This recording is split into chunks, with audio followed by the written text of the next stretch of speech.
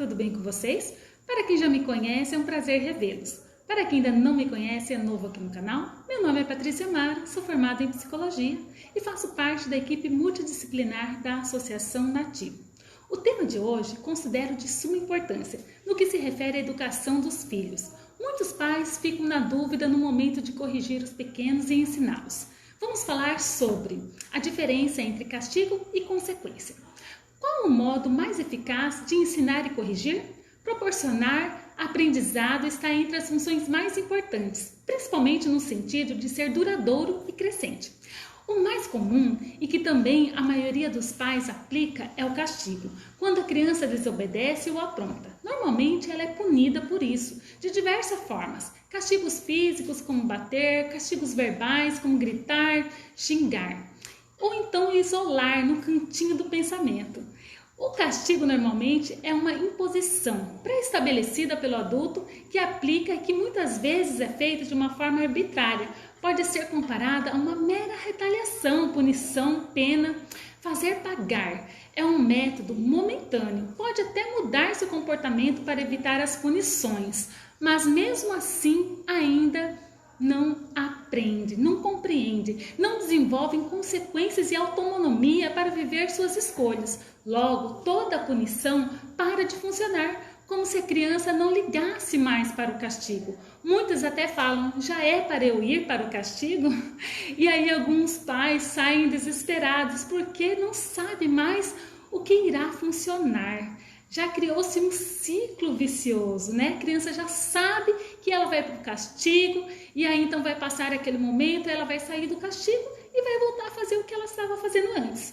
Mas, do mais, o castigo pode causar na criança medo, raiva, revolta, agressividade, tristeza, confusão, sentimentos de injustiça e vingança. A criança, ao cumprir a punição, fica muito mais focada no castigo do que na reflexão de suas atitudes. E ao sair, normalmente, repete o comportamento não desejado, pelo simples fato de que não aprendeu ao ser castigada. E, obviamente, continua brava e muitas vezes descontrolada.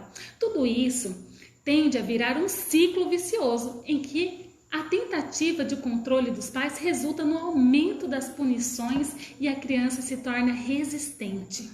O castigo é mesmo a forma mais efetiva de resolver a questão?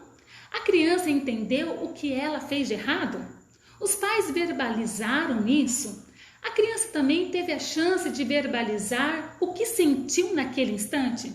Então, a família reviu os combinados e as regras diárias? Será que tem um diálogo durante esse castigo? E se o comportamento da criança muda devido aos castigos, é provável que seja por medo dos mesmos e não por aprendizado real. Ou seja, castigos não são efetivos em sua maneira real de educar.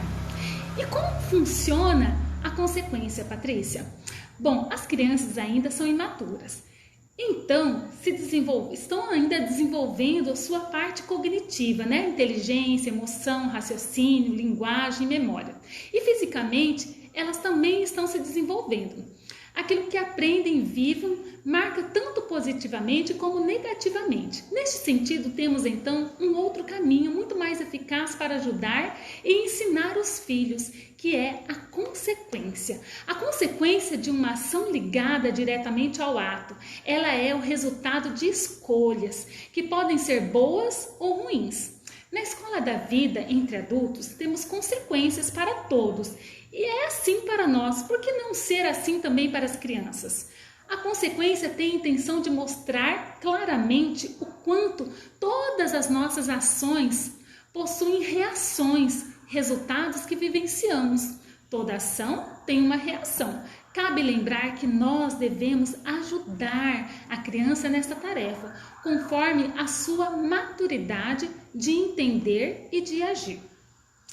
Na apresentação da consequência, os pais podem falar firme, se necessário, mas sem muitos gritos, sem muitos berros, né? Com mais calma e com muita clareza também. Firme, porém com calma.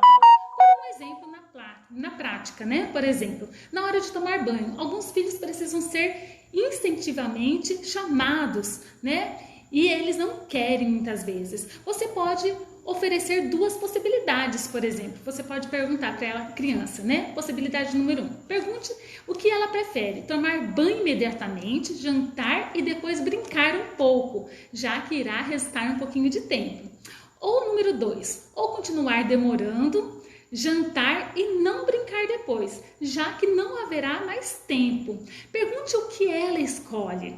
A criança é muito inteligente e realmente vai pensar o que quer. Pode ser que ela prefira a segunda opção e sinceramente não há nenhum problema. Por isso os pais só devem oferecer opções que são viáveis de acontecer. Afinal, pode de fato acontecer. E se você prometer que aquilo vai acontecer, tem que colocar em prática. Por exemplo, derrubou a comida no chão ou o suco. Tem que limpar. Mas no início, você, papai ou mãe, deve ajudar ele a fazer essa limpeza. E com o tempo e a maturidade, eles vão dando conta sozinhos de fazer aquilo. Porque eles estão vendo que tem uma consequência. Ficar andando de meia, por exemplo, na casa, ou você anda de meia e lava suas meias sujas no banho, ou coloca os sapatos, né? E as suas meias serão lavadas junto com as outras roupas. Você é quem escolhe. Se a criança ficar de meia, ela vai ter que lavar. Não é verdade?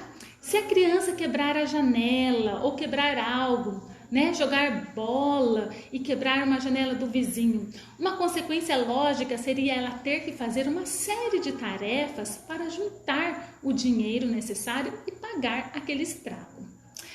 Viu mais televisão do que é permitido? Ou ficou mais tempo no videogame do que é permitido? Então vai ter uma consequência. No dia seguinte, ela vai ficar menos tempo na televisão e menos tempo também no videogame.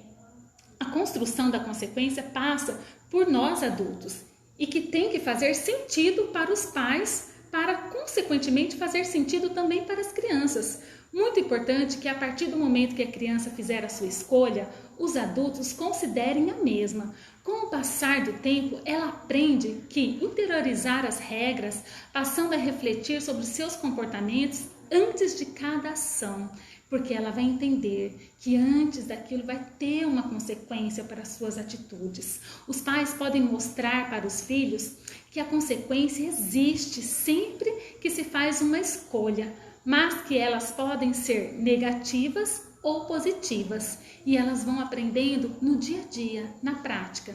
Nesse sentido, os pais ensinam a criança a lidar com seus erros e comportamentos também, sem que precise gritar, ficar zangado, agredir fisicamente ou humilhar a mesma.